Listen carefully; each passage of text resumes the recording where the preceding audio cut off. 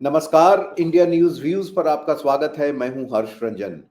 हरियाणा चुनाव में मात्र 5 दिन और बचे हैं या कहें आज मंगलवार है, कल बुधवार और परसों बृहस्पतिवार 3 ही दिन बचे हैं जब चुनाव प्रचार वहां होगा। और इन आखिरी चुनाव प्रचार के दिनों में कांग्रेस ने खास कर राहुल गांधी ने एक तरीके से अपने विपक्षी दल, विरोधी दल भारतीय जनता पार्टी को चौंका दिया है। कल अचानक से राहुल गांधी ने कहा कि अब वो हरियाणा में यात्रा करेंगे और लगातार जब तक चुनाव प्रचार है बृहस्पतिवार तक वहीं रहेंगे। बीजेपी इससे चौंक गई। बीजेपी को अपनी नई स्ट्रैटेजी तय करनी पड़ी है। और अब क्या होगा हरियाणा में, ये सवाल बड़े पैमाने पर है कि क्या 90 में से 70, 75, 80 सीटें कांग्रेस ले जाएंगी राहुल गांधी की इस नई रणनीति से, या भाजपा ने जो अपनी रणनीति चली थी कि कांग्रेस में फूट डालो और दलितों को अलग करो, चूंकि वहां शैलजा जी और हुड्डा साहब में थोड़ा सा द्वंद्व चल रहा है, उसका फायदा उठाने के लिए रविंद्र सिंह सेवरान, वरिष्ठ पत्रकार जो लगातार हरियाणा का दौरा कर रहे हैं, हमारे साथ जुड़े हुए हैं। आप स्क्रीन पर उन्हें देख पा रहे हैं। बहुत बहुत स्वागत रविंद्र आपका। जी नमस्कार। सीधा चलता हूं आपके पास। हरियाणा का चुनाव जो है रविंद्र, इस बार पूरे देश के लिए एक कौतूहल का विषय बना हुआ है। कौतूहल इसलिए कि ठीक लोकसभा चुनावों के बाद ये हो रहा है, पहला चुनाव है और इसमें एक एंटी इनकम्बेंसी फैक्टर काम कर रही थी, लेकिन बीजेपी भी लगी हुई है किसी न किसी तरीके से अंतिम क्षणों तक। और जिस राहुल गांधी के बारे में कहा जा रहा था हाल के दिनों तक कि वो वहां नहीं जा रहे हैं, बच रहे हैं चुनाव प्रचार से, अंतिम दौर में उन्होंने एक नई चाल चली। इस चाल ने बीजेपी को कितना चौंकाया है और कितना फायदा कांग्रेस को राहुल गांधी की इस यात्रा से मिलने जा रहा है? जी। जी नमस्कार हर्ष जी, और आपका बहुत बहुत धन्यवाद, आपने मुझे बुलाया अपने इस पॉपुलर चैनल पे। इसके माध्यम से हम लोग बात कर पाएंगे हरियाणा की राजनीति पर। आपका बहुत बहुत धन्यवाद है। देखिए, जाहिर है इसका बेनिफिट तो पार्टी को होगा, क्योंकि पार्टी के बड़े नेता हैं, और खास बात यह है कि राहुल और प्रियंका दोनों यहाँ पर आए हैं। और इस तरह का ऐतिहासिक क्षण कभी शायद हरियाणा में पहले देखा नहीं है, जब पार्टी के दोनों बड़े नेता 3-4 दिन तक हरियाणा में ही कैंप करें, खासतौर पर पॉलिटिकल रैलीज में। अगर यात्राओं की, जैसे क्योंकि इसको नाम संकल्प यात्रा, विजय संकल्प यात्रा दिया गया है, तो यात्राओं की अगर बात की जाए हर्षी, तो इसके पहले 1987 में चौधरी देवीलाल ने एक न्याय यात्रा के नाम से यात्रा की, और वो कांग्रेस का रिजीम उस वक्त था, राजीव गांधी देश के प्रधानमंत्री थे, और 86 में बंसीलाल मुख्यमंत्री थे। 86 के पहले चौधरी भजनलाल मुख्यमंत्री थे। तो उस सरकार के खिलाफ एक वो न्याय यात्रा पूरे हरियाणा में की गई थी, और उससे फायदा ये हुआ कि कांग्रेस केवल 5 सीटें जीत पाई, 90 के विधानसभा में से केवल 5 सीटें। तो वो एक यात्रा थी। उसके बाद अब ये एक यात्रा ये निकली है। अब इस यात्रा का कितना फायदा होगा, क्या ये भी उसी इतिहास को दोहरा पाएगी, ये बड़ा अहम होगा देखना। लेकिन जाहिर है सीरियसनेस तो कांग्रेस पार्टी की दिखती है, जिस पर कांग्रेस पर लगातार एलिगेशंस लगते रहे थे कि कांग्रेस जो जिस तरह की पार्टी है, वो चुनाव में उतनी गंभीरता से नहीं उतरती है, धड़ेबंदी है। उन तमाम सवालों के जवाब दिए गए हैं, और खास बात यह है कि जो इश्यूज हरियाणा को टच करने वाले हैं, हरियाणा के लोगों के प्रादेशिक जो इश्यूज हैं, उन इश्यूज को रेज किया है। और साथ ही साथ राहुल गांधी ने इस इलेक्शन में कहीं न कहीं जो सेंट्रल इश्यूज हैं, जो केंद्र सरकार के मसले हैं, उनको भी टच किया है, जिससे वो इलेक्शन में अपनी उपस्थिति को और मजबूती से दर्ज करवा सकें, और इस इलेक्शन को राहुल वर्सेस माफ कीजिए, राहुल वर्सेस मोदी, इस तरह का एक चुनाव को वो क्रिएट कर पाए। तो एक कॉम्बिनेशन बनाने की कोशिश की है। जो स्टेट लीडरशिप है भूपेंद्र हुड्डा की या कुमारी शैलजा की, वो लगातार स्टेट लीडर्स जो स्टेट इश्यूज उठा रहे हैं। प्रियंका गांधी ने इमोशनल टच दिया इस पूरे चुनावी यात्रा को, और राहुल गांधी अडानी से लेके और विदेश में जब वो गए अमेरिका में, तो वो सारे इश्यूज उन्होंने रेज किए हैं। तो एक बुके बेसिकली प्रेजेंट किया जा रहा है, जिसमें सारे इश्यूज हैं आम जनमानस को, और हर जाति के नेता को अपने साथ लेके चल रहे हैं। हुड्डा और शैलजा के बीच में जो एक राजनीतिक अदावत की बात लगातार कही जा रही थी, उसको भी कहीं ना कहीं खत्म करने की कोशिश की गई है। और उसके बाद अब संदेश क्लियर यही है कि कांग्रेस पार्टी एक मंच पर है, एक साथ है, और एक साथ ही रैली होगी। 3 दिन की या 4 दिन की जितना भी कार्यक्रम है, अभी आज का तो कार्यक्रम आ गया है, कल का भी आना बाकी है। तो आज जो आपको जानकारी होगी दर्शकों के लिए मैं बता दूं कि रोहतक और सोनीपत, इन 2 जिलों में, या इनको कहे रोहतक लोकसभा और सोनीपत लोकसभा क्षेत्र में, वहां पर आज ये रैलियां या इनकी यात्रा निकलने वाली है, जिसकी शुरुआत बहादुरगढ़ से होगी। तो बड़ी महत्वपूर्ण ये है और ज़ाहिर है बीजेपी के पास इसका कोई जवाब फिलहाल दिख नहीं रहा है। बीजेपी के जो स्टार प्रचारक थे वो सब आए, प्रधानमंत्री उनमें से लीड करते हैं, पीएम की रैलीज़ सफल नहीं रही। हमने जो प्रधानमंत्री की हरियाणा में रैलियाँ देखी हैं पूर्व में, उसमें लाखों लोगों की भीड़ आती थी, बड़े-बड़े पंडाल लगते थे, लेकिन इस बार वो नदारद है। पीएम की रैलियाँ बहुत छोटी हो रही हैं और उनमें संख्या भी कम आ रही है, कुर्सियाँ भी ज़्यादा कम लगाई जा रही हैं ताकि वो भरने में आसानी हो। पंडाल का साइज़ भी बहुत कम है।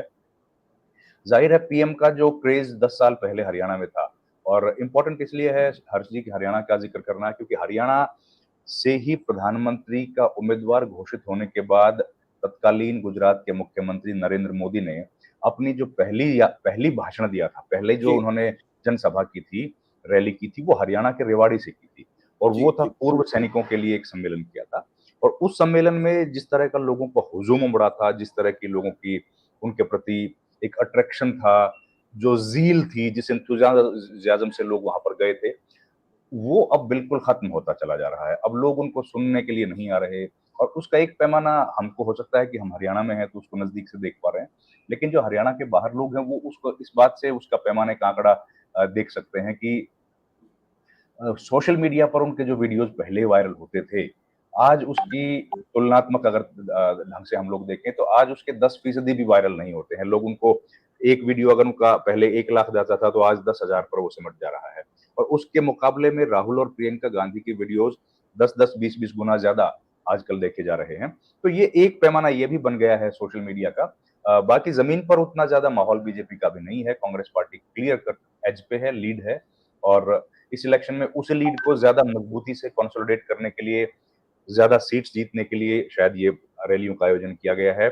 और लास्ट मिनट पर जिस तरह से हमको याद है बनारस में जब 2017 का चुनाव था, तो प्रधानमंत्री ने 2-3 दिन उस इलाके में लगा दिए थे। जी, जी, जी।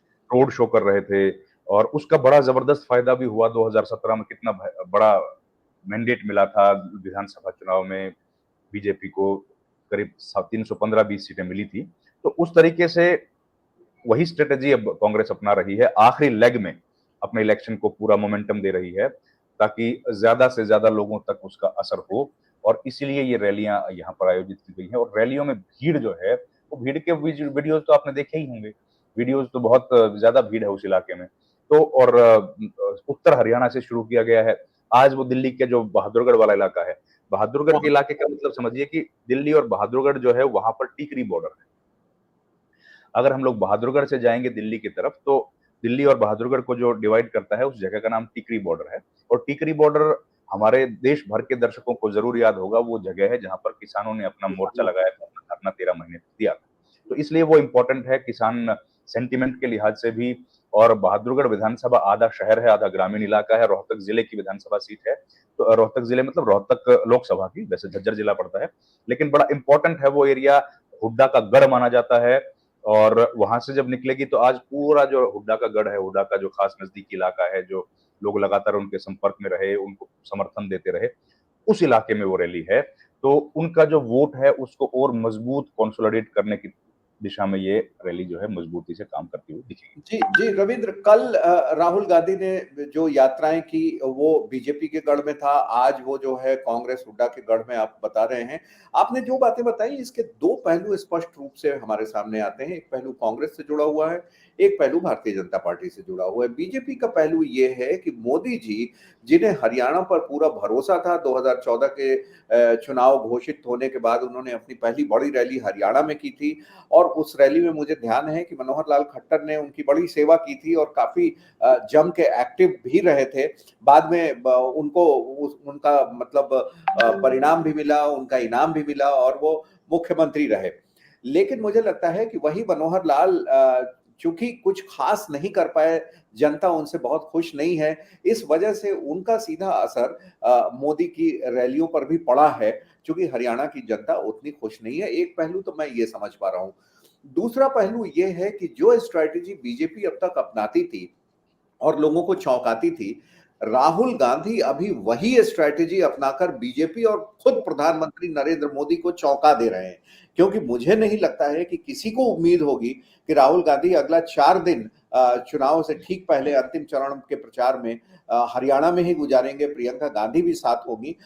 एक पहलू तो, दूसरा पहलू तो ये हो गया, और बहुत ही स्ट्रैटेजिकली, बहुत ही सटल तरीके से जो स्थानीय मुद्दे थे, जो राज्य की राजनीति थी, एक तरफ कुमारी सैलजा, एक तरफ हुड्डा, अगर इन्हें दो पिलर समझ लिया जाए तो राहुल गांधी ने इस चुनाव में, रैलियों में, अपनी यात्राओं में एक राष्ट्रीय मुद्दा बनाकर, बल्कि यूं कहे कि एक अंतरराष्ट्रीय स्तर पर भी लाकर, क्योंकि अमेरिका में वो हरियाणा के लोगों से मिले जो तकलीफ में थे, जो यहाँ से गए थे रोजगार की तलाश में, उसको पाट दिया है अपने राष्ट्रीय और अंतरराष्ट्रीय मुद्दों से। जो स्थानीय मुद्दों पर नेताओं के बीच क्लेश चल रहा था सैलजा और हुड्डा के बीच, उसको उन्होंने पाटने का भी काम किया है। तो सवाल यह है कि आप क्या पा रहे हैं हरियाणा में?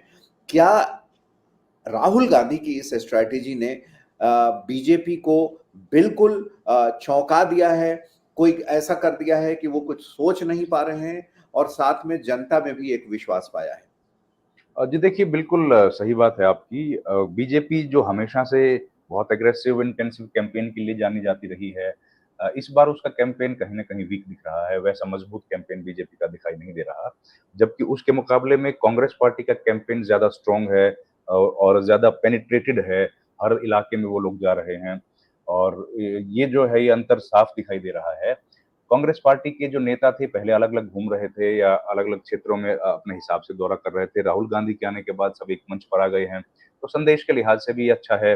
अपने लोगों को संदेश दे सकते हैं कि दोनों नेता हुड्डा और शैलजा में से कोई भी मुख्यमंत्री का दावेदारी पेश कर सकता है, दोनों में से कोई भी मुख्यमंत्री बन सकता है। तो ये देने में कामयाब हुई है। बीजेपी के जो बड़े नेता हैं वो आ रहे हैं, लेकिन देखिए हर पॉलिटिकल पार्टी का या समय तो एक होता ही है। बीजेपी ने बहुत हार झेली है ज़िंदगी में, इतने सारे लंबा अरसा जो बीजेपी का रहा है। तो बीजेपी का मुझे लगता है उस हिसाब से हार की वजह से बीजेपी को डर होगा, म ऐसा नहीं लगता क्योंकि बीजेपी को तो हारने की ज़्यादा आदत है या उनको अनुभव है। तो ज़ाहिर है उनके कार्यकर्ता इस बात के लिए बिल्कुल इम्यून रहते हैं कि एक्स्ट्रा एफर्ट्स कीजिए, एक्स्ट्रा एफर्ट जब तक कर सकते हैं। हार और जीत तो एक अलग चीज़ है।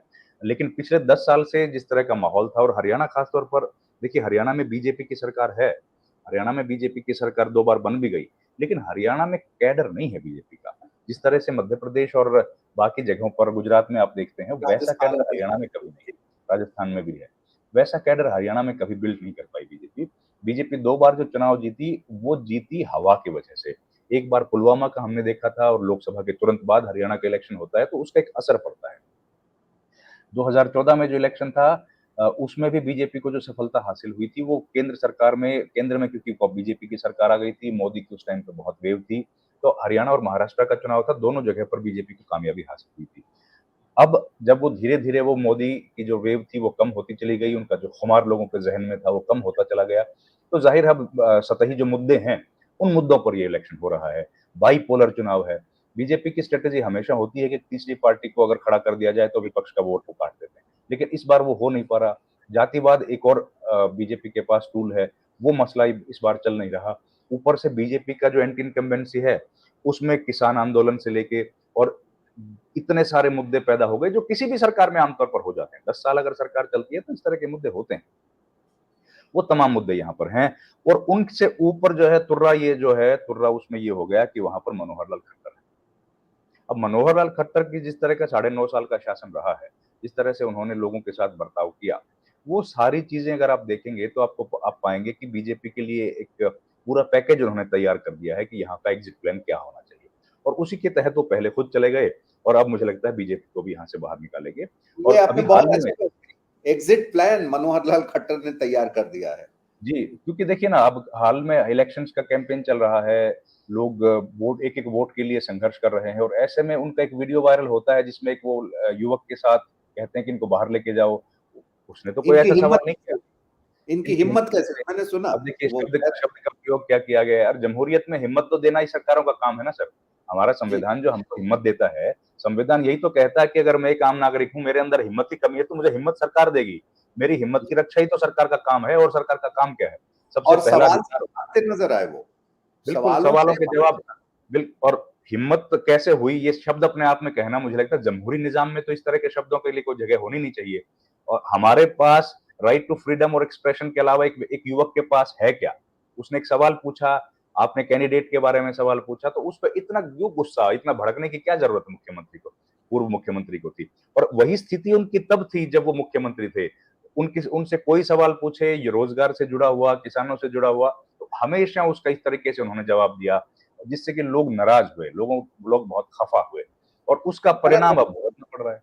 दरअसल राजनीति हो या व्यक्तिगत जीवन हो, रविंद्र, मुझे ऐसा लगता है कि जब व्यक्ति कमजोर पड़ता है, जब वो हार रहा होता है, जब उसका कॉन्फिडेंस कम होता है, चाहे वो संस्था हो या व्यक्ति हो, देश हो, पार्टी हो, वो ऊंची आवाज में बात करता है और झल्लाता है। ये बिल्कुल एक साधारण सी बेसिक लेवल की साइकोलॉजी है। इसलिए अगर कोई झल्ला रहा है, ऊंची आवाज में बोल रहा है, चाहे वो नेता हो, कोई व्यक्ति हो, देश हो, पॉलिटिकल पार्टी हो, तो मान के चलना चाहिए कि कहीं न कहीं वो कमज़ोर पड़ रहा है। बहरहाल बिल्कुल, आपने एक बिल्कुल। इम्पोर्टेंट बात कही, उस पर मैं आता हूँ, वो ये था कि ये इलेक्शन अब बाइपोलर हो चुका है, यानी कि बीजेपी और कांग्रेस के बीच सीधा इलेक्शन है। लेकिन बीच में बीजेपी ने भी काफ़ी कोशिश की और जो वहाँ की पार्टियाँ हैं, आईएनएलडी है, बसपा ने गठबंधन किया, जेजेपी है, उसके साथ वो चंद्रशेखर आए और अंत तो में तो आम आदमी पार्टी ने भी अपने सारी सीटों पर कैंडिडेट उतार दिए। तो ऐसा लग रहा था कि ये किसी न किसी का वोट काटेंगे, ज़्यादातर कांग्रेस का ही वोट काटेंगे। अब जी। क्या स्थिति है और ये पार्टियां कहाँ चली गई? कितने वोट ये काट सकते हैं आज की स्थिति में? सर देखिए, ये आम आदमी पार्टी, जेजेपी, आईएनएलडी, इनके लिए हरियाणा में तो जगह है नहीं, अभी इस चुनाव में। इनके लिए लेकिन दिल्ली के टेलीविज़न स्टूडियोज़ में बहुत जगह है। वहाँ पर ये हमेशा चर्चा का विषय रहता है। लेकिन यहाँ पर आप जब देखेंगे तो आईएनएलडी तो अपनी परफ़ॉर्मेंस में कुछ न कुछ सुधार कर पाने में कामयाब हुआ है, नो डाउट। लेकिन बाकी जो पॉलिटिकल पार्टीज़ हैं, उनकी स्थिति हरियाणा में कुछ ज़्यादा अच्छी है नहीं। और इतनी तो बिल्कुल नहीं है कि उन पर इतना ज़्यादा टाइम नेशनल मीडिया खर्च करे। लेकिन हम लोग देख रहे हैं कि जिस तरह से जो पहले से चलता रहा एक नैरेटिव सेट करने का, वो अब भी है। यहाँ पर कुछ 8-10 सीटें हैं मैक्सिमम, जहाँ पर आईएनएलडी स्ट्रॉन्ग पोज़ीशन में है। स्ट्रॉन्ग का मतलब है कि जीत पाएगा ऐसा नहीं है, लेकिन वो स्ट्रॉन्गली फाइट दे रहा है। सिरसा की सीटें हैं और मेवात की सीटें 3 हैं, क्योंकि मेवात में देखिए जेजेपी वीक हो गई है। मेवात में कांग्रेस पार्टी का, क्योंकि वो मुस्लिम बहुल इलाका है, बीजेपी का ज़्यादा वजूद वहाँ पर है नहीं। ऐसी स्थिति में कांग्रेस वर्सेस आईएनएलडी का वहाँ पर मुकाबला है। 2 सीटें उसके बगल की हैं, हथीन और पृथला की, वहाँ पर आईएनएलडी मजबूत है। यमुनानगर जगाधरी की सीट मजबूत है। 1 सीट हिसार में है, 1 जींद में है। ये तमाम सीटें ऐसी हैं जहाँ पर आईएनएलडी थोड़ी-सी स्ट्रॉन्ग पोज़ीशन में है। स्ट्रॉन्ग पोज़ीशन में ये है कि मतलब दूसरे नंबर पे भी आ सकते हैं वो लोग, एक इनमें से कोई चुनाव जीत भी सकते हैं। जी। वहाँ के कैंडिडेट की टॉक ऑफ द टाउन है, वो लोग चर्चा का विषय बने हैं। इसके अलावा अब इसको आप अगर त्रिकोणीय संघर्ष मानेंगे कि अगर 10 सीट पर कोई पार्टी स्ट्रॉन्ग है, 1 सीट है जहाँ पर आम आदमी पार्टी का कैंडिडेट स्ट्रॉन्ग है, आदर्शपाल त्यागी, आदर्शपाल गुर्जर, वो है। और कुछ सीट्स हैं, 4-5 सीटें जहाँ पर निर्दलीय उम्मीदवार कड़ी फाइट दे रहे हैं। अब ये संघर्ष है, 75 सीटें आमने-सामने की हैं। तो अगर 75 सीटें आमने-सामने की हैं, तो इसको किस तरह का कॉन्टेस्ट माना जाए? ये बाइपोलर कॉन्टेस्ट है। जी, इसमें त्रिकोणीय बिल्कुल। संघर्ष के लिए गुंजाइश नहीं है। तो और खास तौर पर सिरसा में तो इसलिए नहीं है कि वहाँ पर कांग्रेस वर्सेस आईएनएलडी है। बीजेपी वहाँ पर लाइव फाइट में है नहीं। तो इसलिए ये ज़्यादा मीडिया का क्रिएटेड है। और आम इलेक्शन, हर इलेक्शन में लगभग ऐसा होता है कि कुछ सीटें निर्दलीय को या छोटी पार्टीज़ ले जाती हैं। वैसी स्थिति यहाँ भी है। मुख्य मुकाबला कांग्रेस वर्सेस बीजेपी ही है। सब 75 सीटों पर ये दोनों फाइट में है एक-दूसरे के साथ, चाहे स्ट्रॉन्ग फाइट में हो या ईज़ी फाइट में हो, पर है और इन्हीं की कुछ फाइट। जगह तो कांग्रेस खुद के ही उम्मीदवार से फाइट में है क्योंकि उनको टिकट नहीं मिला तो वो इंडिपेंडेंट खड़े हो गए। ऐसी सीटें बिल्कुल, भी हैं। बिल्कुल। हाँ, ऐसी हैं, बिल्कुल हैं ऐसी सीटें, फरीदाबाद इलाके में ऐसी सीटें ज़्यादा हैं। 2 सीटें तो कम से कम जुड़ी हैं, तिगाँव और बड़खल की सीट है, वो ये उन पे ऐसे ही लोग हैं। ऐसे कई स सीट्स हैं, जहाँ पर कांग्रेस का उम्मीदवार को एक को टिकट नहीं मिली तो दूसरा खड़ा हो गया। लेकिन अभी देखिए जिस तरह का इलेक्शन है उसमें लोग एक तरफ दिख रहे हैं कि किसी भी कैंडिडेट को वोट डालिए, एक तरफ वोट डालिए। और निर्दलीय उम्मीदवार बहुत ज़्यादा ही जब बहुत पॉपुलर है, तो उन्हीं को कुछ सपोर्ट समर्थन मिल रहा है। अदरवाइज़ उतनी ज़्यादा निर्दलीय उम्मीदवारों के लिए इस इलेक्शन में गुंजाइश बची नहीं है। कुछ निर्दलीय उम्मीदवारों को स्ट्रैटेजिकली बीजेपी ने भी खड़ा किया है। अपने खुद के कैंडिडेट, जो ऑफिशियल कैंडिडेट वीक खड़े किए हैं और कांग्रेस को हराने के लिए निर्दलीय स्ट्रॉन्ग कैंडिडेट खड़े किए हैं। उसका दो एग्जाम्पल, एक आपके सोनीपत के बगल में गनौर सीट है, एक सावित्री जिंदल की सीट है जो हिसार की है, ऐसे कैंडिडेट खड़े किए हैं। तो इसलिए कोशिश कर रहे हैं कि किसी तरीके से तीसरी पार्टी कहीं निर्दलीय के साथ मिलके या कोई तीसरी पॉलिटिकल पार्टी की थोड़ी-सी फ़ोर्स बनती हुई दिखे। लेकिन अभी तक तो इलेक्शन बाइपोलर ही है, उसमें ज़्यादा संभावना और बन नहीं। अगर 75-80 सीटों पर 90 में से सीधा कॉन्टेस्ट बीजेपी कांग्रेस का है, तो इसे हम पूरी तरीके से बाइपोलर इलेक्शन ही कहेंगे। कुछ सीटें तो हर जगह होती हैं जहाँ लोकल कैंडिडेट बहुत मजबूत हो या कहीं कोई दूसरा कैंडिडेट जीत जाए। तो कुल मिलाकर हरियाणा में बाइपोलर इलेक्शन है और आज जबकि हम मंगलवार को सिर्फ 3 दिन बचे हैं चुनाव प्रचार में, मंगल, बुध और बृहस्पति अगर आज का दिन हम लगा लें, ऐसी स्थिति में रविंद्र आपके पहले के भी आकलन बड़े सटीक रहते रहे हैं क्योंकि आप ग्राउंड लेवल पे रहते हैं और वहां से असलियत क्या है उसकी खबर करते हैं। दिल्ली के मीडिया स्टूडियोज की तरफ बैठकर बात नहीं करते।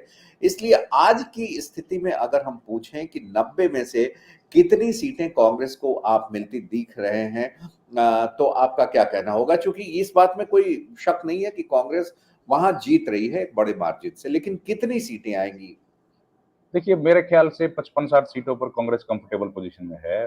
बीजेपी मूल रूप से जो शहरी पार्टी मानी जाती है, वो शहरों में भी अच्छा प्रदर्शन करती हुई नहीं दिख रही और ये तमाम इश्यूज़ उसके लिए रिस्पॉन्सिबल हैं। तो 55-60 एक कंज़र्वेटिव आइडिया है कि कांग्रेस पार्टी के लिए आसान सीट्स हैं। इतनी सीटें कांग्रेस जीतती हुई दिख रही है। इससे ज़्यादा और एग्ज़ैक्ट फिगर्स बता पाना थोड़ा-सा नहीं, मुश्किल एग्ज़ैक्ट रहता है, फिगर लेकिन तो ये कोई नहीं दे पाता है, लेकिन हाल के दिनों में जैसा ट्रेंड हमने 2 चुनाव में दिल्ली विधानसभा का देखा या पंजाब में जिस तरीके से देखा, 2017 की बात आप कर रहे थे, उत्तर प्रदेश के विधानसभा चुनाव में हमने जिस तरीके का पोलिंग देखा और जो जीत देखी, उसके हिसाब से ये भी कहा जा सकता है कि आजकल जनता जब तय कर लेती है कि फला पार्टी को जिताना है, तो सारी कोशिश जनता की, वोटरों की उधर हो जाती है और 85-90% सीट एक ही पार्टी को मिल जाती है। हालाँकि हरियाणा में अब तक ऐसा देखने को बहुत कम मिला है, लेकिन हो सकता है कि इस बार कांग्रेस पूरी तरीके से स्वीप कर जाए। आपका क्या लगता है? जी, बिल्कुल इतनी अगर देखिए ना 90 में से अगर 55-60 सीट है तो स्वीप हो ही रहा है। इसका जी, मतलब ये है ही 60 सीटें अगर जीत पाएँगी और एक बार तो 67 सीट जीती हैं 2005 में कांग्रेस ने। तो जी। कांग्रेस ही एक विकल्प है जो पैन हरियाणा एक पॉलिटिकल पार्टी बची है। इसके अलावा तो कोई ऑप्शन लोगों के पास दिख नहीं रहा है। और थोड़ा-सा देखिए अभी जिस तरह से इंटेंसिव कैंपेन किया है तो इन इन सब का बेनिफिट नेचुरली कांग्रेस को होने वाला है। तो आप सही कह रहे हैं, स्वीप करती हुई कांग्रेस फिलहाल दिख रही है। सही बात है। बिल्कुल, तो अब कांग्रेस के लिए दोस्तों सवाल ये है कि क्या 2005 की 67 सीटों का वो खुद का रिकॉर्ड इस बार तोड़ रह पा रही है या नहीं तोड़ पा रही है? और उसके बाद जद्दोजहद शुरू होगी कि कांग्रेस से मुख्यमंत्री कौन बनेगा, उप मुख्यमंत्री कौन बनेगा और कितने उप मुख्यमंत्री होंगे? इन सबको अभी कांग्रेस को और खास तौर पर राहुल गांधी को देखना है। फिलहाल रविंद्र आपका बहुत-बहुत शुक्रिया, क्योंकि आपको निकलना भी है, तमाम जगह जाना है चुनाव प्रचार में। जी, थैंक यू तो सर, आप थैंक यू वेरी मच। फिर ग्राउंड रिपोर्ट से हम आपसे शाम को, देर शाम को या कल सुबह जुड़ने की कोशिश करेंगे। बहुत-बहुत धन्यवाद। थैंक यू नमस्कार। Sir, thank you very much. Thank you.